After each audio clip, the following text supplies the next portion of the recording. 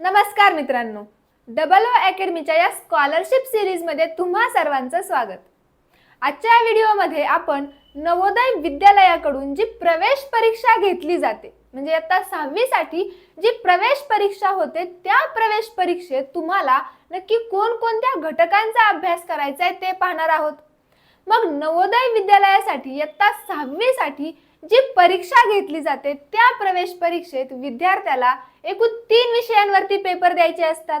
ते 3 विषय कोणते तर mental ability test, arithmetic and language. ठीक आहे, या 3 विषयावरती विद्यार्थ्याला पेपर द्यायचे असतात। मग आपल्याला एकूण 80 प्रश्न विचारले जातात तर 120 मिनिटात हे 80 प्रश्न काय करायचे सोडवायचे। आता या नवोदय परीक्षेचा पेपर पॅटर्न म्हणजे प्रश्नपत्रिका कशी असते यावरती आपण व्हिडिओ बनवलेला आहे। मग डबल ओ अकॅडमीच्या या YouTube चॅनलवरती तुम्ही नवीन असाल तर चॅनलला भेट द्या आणि सबस्क्राइब करायला विसरू नका। या YouTube चॅनलवरती तुम्ही महाराष्ट्रात घेतल्या जाणाऱ्या कोणत्याही स्कॉलरशिप परीक्षेबद्दल तुम्हाला सविस्तर माहिती मिळेल। चला तर मग बघूया आजच्या या लेक्चरमध्ये आपल्याला मेंटल ॲबिलिटी टेस्ट, ठीक आहे, म्हणजे नवोदय विद्यालयाच्या परीक्षेसाठी जी मेंटल ॲबिलिटी टेस्ट म्हणजे मानसिक क्षमता चाचणी या विषयामध्ये कोणकोणत्या घटकावरती आपल्याला प्रश्न विचारले जाऊ शकतात। मग या विषयांचा अभ्यास करताना मानसिक क्षमता चाचणी, या मानसिक क्षमता चाचणीवरती आपल्याला एकूण 40 प्रश्न विचारले जातील तर ते 50 मार्क्ससाठी असतील। ठीक आहे, याच्यावरती आपल्याला किती क्वेश्चन विचारतील 40 क्वेश्चन्स आणि ते असतील 50 मार्क्ससाठी। 40 क्वेश्चन्स 50 मार्कला म्हणजे एक क्वेश्चन हा 1.25 मार्क फॉर इच क्वेश्चन। ठीक आहे, आपण काय बघतोय जवाहर नवोदय विद्यालय प्रवेश परीक्षा म्हणजे आता 6वी साठी जी प्रवेश परीक्षा घेतली जाते त्या प्रवेश परीक्षेमध्ये तुम्हाला मेंटल ॲबिलिटी टेस्ट म्हणजे मानसिक क्षमता चाचणी या विषयावरती कोणकोणत्या घटकांवरती प्रश्न विचारले जातात। थोडक्यात सांगायचं झालं तर आपल्याला या मेंटल ॲबिलिटी टेस्टचा सिलेबस काय असतो ते पाहायचे।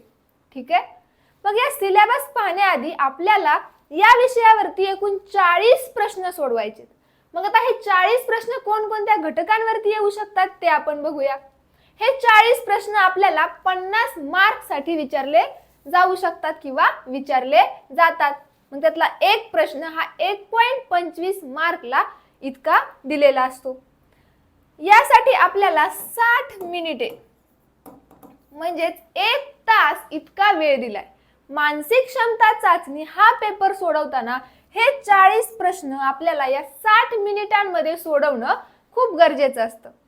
मग आता जर आपल्याला या 60 मिनिटांमध्ये हे 40 प्रश्न सोडवायचे तर तेवढी तयारी ही झाली पाहिजे। मग ती तयारी करायची तर त्यासाठी आपल्याला त्या विषयाचा अभ्यासक्रम माहित असणं आवश्यक आहे। मग जेव्हा तुम्ही मेंटल क्षमता चाचणी किंवा मानसिक क्षमता चाचणी किंवा मेंटल ॲबिलिटी टेस्ट याचा अभ्यास करणार आहात तर तुम्हाला तेव्हा सगळ्यात आधी वेगळे पद शोधा। ठीक आहे, काय विचारले आपल्याला वेगळे पद शोधा याच्यावरती प्रश्न विचारला जाऊ शकतो। आता वेगळे पद शोधा म्हणजे काय, जर तुम्हाला एखाद्या आकृत्या दिलेत, आपल्याला माहिती आहे आपल्याला जेव्हा प्रश्न विचारला जातो त्या प्रश्नामध्ये सगळ्यात आधी आपल्याला 4 ऑप्शन्स दिलेले असतात। त्या 4 ऑप्शन्स मधून आपला योग्य पर्याय निवडून आपल्याला लिहायचा असतो। मग आपल्याला काय सांगितले वेगळे पद शोधा। तर वेगळे पद शोधा म्हणजे काय तर 4 ऑप्शन मध्ये किंवा ज्या 4 आकृत्या असतील, लेटर्स असतील, संख्या असतील, या सगळ्यांमध्ये 3 संख्या किंवा 3 ऑप्शन्स कसे असतील हे सारखे असतील, पण एक ऑप्शन ह्या 3 ऑप्शन्स पेक्षा वेगळा असेल म्हणजे ते काय झालं आपलं वेगळं पद म्हणजेच ऑड मॅन आउट। याच्यावर आपल्याला प्रश्न विचारले जाऊ शकतात। जुळणारी आकृती म्हणजेच काय फिगर मॅचिंग। आता फिगर मॅचिंग मध्ये आपल्याला 4 पर्याय दिलेले असतात आणि एक प्रश्नाकृती दिलेली असते। आता या प्रश्नाकृती जशी आपल्याला दिली आहे त्यासारखीच आकृती उत्तर आकृती म्हणजे दिलेल्या 4 पर्यायांमध्ये आहे का हे आपल्याला इथं शोधायचे। ठीक आहे, देन आकृती पूर्ण करा म्हणजे पॅटर्न कंप्लीशन। या घटकामध्ये आपल्याला एक आकृती दिलेली असेल पण त्याचा एक भाग हा अपूर्ण दाखवलेला असतो। अपूर्ण दाखवलेला असतो, म्हणजे तो भाग आपल्याला उत्तराकृतीमध्ये कुठे दिसतोय का किंवा तो या प्रश्नाकृतीमध्ये कुठे मॅच होतोय हे बघायचे आणि आपलं उत्तर निवडायचे. देन मालिका पूर्ण करा, figure series completion. Again diagram दिले असतील, 3 डायग्राम दिले असतील आणि चौथ्या डायग्रामच्या जागी कोणती डायग्राम येईल हे आपल्याला उत्तर आकृतीमधल्या डायग्राम पाहून शोधायचे आणि आपलं योग्य उत्तर लिहायचे. देन समसंबंध. समसंबंध म्हणजे आपल्याला 4 आकृत्या दिलेल्या असतात. ठीक आहे, सपोज ए, बी, सी आणि डी. मग आपल्याला या एबीसीडी मध्ये ए बी या 2 आकृत्या दिल्या असतील की ज्यांच्यात काहीतरी रिलेशन असेल. ठीक आहे, मग ए आणि बी मध्ये जे रिलेशन असेल तेच रिलेशन सी आणि डी मध्ये असेल. पण हे आपल्याला सी आणि डी मध्ये फक्त सी डायग्राम दिलेली असेल आणि डी डायग्राम ही उत्तर आकृतीमधून आपण शोधायची असते.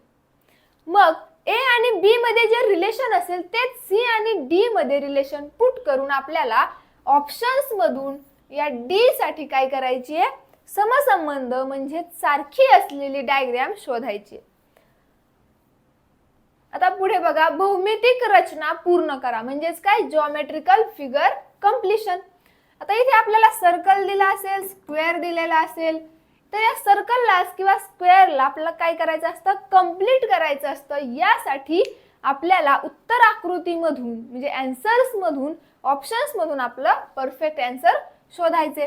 देन आरशातील प्रतिमा, याला आपण मिरर इमेजिंग असं सुद्धा म्हणतो. आता मिरर इमेज म्हणजे काय असतं, जेव्हा तुम्ही कोणतीही गोष्ट आरशासमोर ठेवता तेव्हा ती गोष्ट आपल्याला आरशात कशी दिसेल हे दिलेल्या प्रश्नाकृतीला आरशासमोर ठेवून इमॅजिन करायचे. थोडक्यात इथं आपल्याला काय करायचंय की आरशात दिसणारी प्रतिमा ओळखायची. मग तुम्ही जर आरशासमोर उभे असाल तर तुम्ही आरशात कसे दिसाल हे सांगायचे. मग आपल्याला जी प्रश्नाकृती दिलेली असेल ती आरशात कशी दिसेल हे आपल्याला option number A, B, C आणि डी मध्ये दिलं असेल त्यातला आपला योग्य ऑप्शन निवडून आपल्याला काय करायचंय, आपलं उत्तर लिहायचे. नंतर घडी घालावं उलघडा. सपोज एखादा पेपर दिलाय आणि तो पेपर आपल्याला सांगितले की तो अशा प्रकारे काय करायचा आहे, फोल्ड करायचा आहे. ठीक आहे, मग आपण तो फोल्ड केला. तो फोल्ड केल्यानंतर सपोज नेक्स्ट इन्स्ट्रक्शन असेल की ते इथे कट करा किंवा कोणत्याही कॉर्नरला ते कट करण्यास सांगू शकतात. मग आता हे कट केल्यानंतर जेव्हा आपण याला ओपन करू, ठीक आहे, आता याला काय करायचे, अनफोल्ड करायचे. जेव्हा ओपन करू तेव्हा या पूर्ण पेज वरती कशा प्रकारचं पॅटर्न तयार झाला असेल हे आपल्याला या घडी घाला व उलघडा या टॉपिक मध्ये शिकायचे किंवा याच्यावरती आपल्याला प्रश्न विचारले जातात. अवकाश कल्पना म्हणजे तुकडा जोडा. दिलेल्या आकृतीतला एक तुकडा किंवा आपल्याला सपोज अशा आकृत्या दिल्या असतील आणि या 3 आकृत्या किंवा कितीही तुकडे दिलेले असतील ते जर आपण जोडले तर कशा प्रकारची आकृती तयार होईल हे आपल्याला ऑप्शन्स मधून निवडून लिहायचं असतं. देन लपलेली आकृती शोधा. ठीक आहे, एखाद्या डायग्राम मध्ये एक शेप दिलेला असेल, तो शेप ऑप्शन्स मध्ये कुठल्या डायग्राम मध्ये आपल्याला दिसतोय हे इथं विचारलं जाऊ शकतं. ठीक आहे, मग हे झालं आपला मानसिक क्षमता चाचणी म्हणजेच मेंटल ॲबिलिटी टेस्ट साठीचा सिलेबस.